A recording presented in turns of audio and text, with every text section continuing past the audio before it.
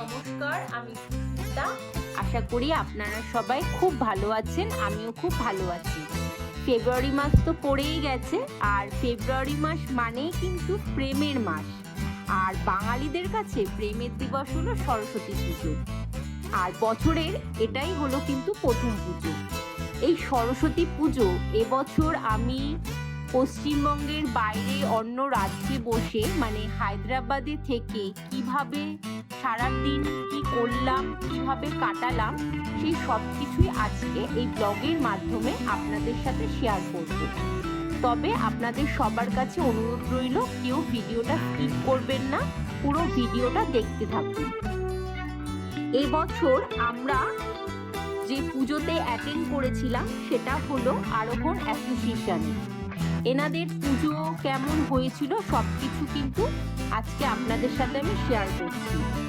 এবছর বসন্ত পঞ্চমী যেহেতু অনেকটা দেরিতে শুরু হয়েছিল, প্রায় 12:30টার সময় পুজো শুরু হয়েছিল, তাই জন্য অঞ্জলি দিতে দিতেও কিন্তু বেশ বেলা হয়ে গিয়েছিল।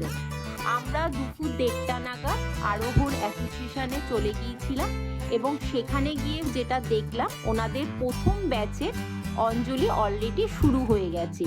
তাই আমরা প্রথম ব্যাচে আর অ্যাটেন্ড করতে পারিনি, পরের ব্যাচে অঞ্জলি দেওয়ার জন্য প্রস্তুতি নিচ্ছিলাম। আর সত্যি কথা বলতে কি, এবছর অনেক বছর বাদে আমি অঞ্জলি দিলাম। আর অঞ্জলি দেওয়ার সময় পুরোনো দিনের সেই ছোটবেলার কথা খুবই মনে পড়ছিল। খুব ভালো লাগলো যে প্রবাসী থেকেও বাঙালিদের সাথে একসাথে অঞ্জলি দেওয়ার আনন্দটা সেটা মানে আপনাদের সাথে আমি মানে ভাষায় প্রকাশ করতে পারবো না, এত ভালো লেগেছিল। আর খুব ভালো পুজো ওনারা করেছিলেন, অ্যারেঞ্জমেন্টও ভীষণ ভালো ছিল। আমরা এই মুহূর্তে দেখতে পাচ্ছি সবাই মিলে অঞ্জলি দিয়ে দিয়েছি। আর অঞ্জলি দেওয়ার পরেই ছিল ছোট ছোট বাচ্চাদের জন্য হাতে খড়ির ব্যবস্থা।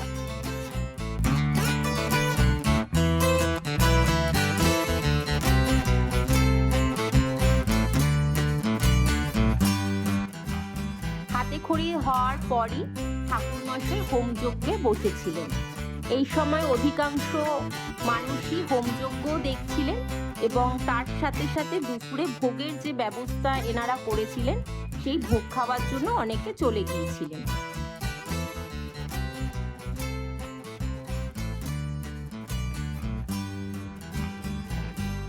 আরেকটা কথা আপনাদের সাথে শেয়ার করব, হায়দ্রাবাদে কিন্তু বিভিন্ন অ্যাসোসিয়েশনে কিন্তু দুর্গাপুজো, কালী পুজোর সাথে সাথে এই সরস্বতী পুজোটাও পালন করে থাকে। কিন্তু এই পুজোটা আমার বাড়ির অনেকটাই কাছে ছিল, তাই আমরা আরোহণ অ্যাসোসিয়েশনে এবছর অংশগ্রহণ করেছিলাম।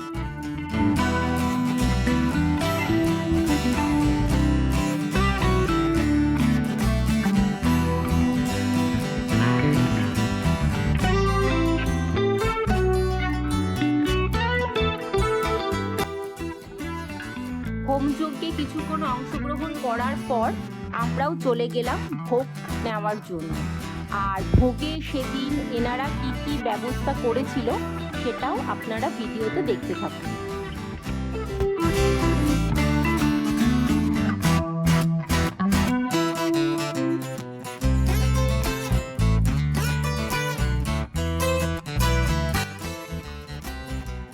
এনারা একটা সোসাইটির যে ক্লাব হাউস থাকে সেখানেই পুজোটা করেছিলেন। প্রত্যেকটা ব্যবস্থা কিন্তু খুবই ভালো ছিল। আবারও বলবো, পুজো বলুন, অঞ্জলি বলুন, হাতে খড়ি ব্যবস্থা, ভোগের ব্যবস্থাপনা, প্রত্যেকটা ব্যবস্থাই খুবই ভালো ছিল। আর ভোগে কি কি ছিল আপনাদের সাথে শেয়ার করছি। সবার প্রথমে ছিল খিচুড়ি, আর খিচুড়ির সাথে ছিল লাবড়া। কেন সরস্বতী পুজোতে খিচুড়ি হবে না এটা তো বাঙালি ভাবতেই পারে না। তার সাথে খুবই ভালো লাবড়াটা হয়েছিল, তার সাথে ছিল টমেটোর চাটনি আর পাঁপড়। এরপর ভিডিও শেষে আরোহণ অ্যাসোসিয়েশনের একজন সদস্য কি বক্তব্য পুজো সম্পর্কে রেখেছিলেন, চলুন আমার সাথে আপনারাও একবার শুনে নিন।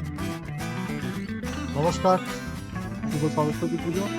আরোহণের পক্ষ থেকে আপনাদের সকলকে শুভেচ্ছা, ভালোবাসা।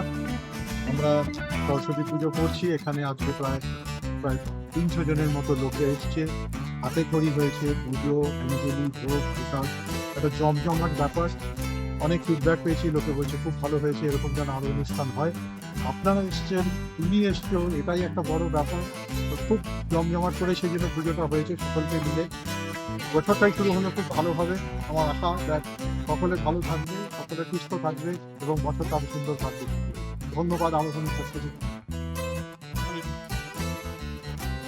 আজকের ভিডিওটা এখানেই শেষ করছি। আবার চলে আসবো নতুন কোনো ভিডিও নিয়ে।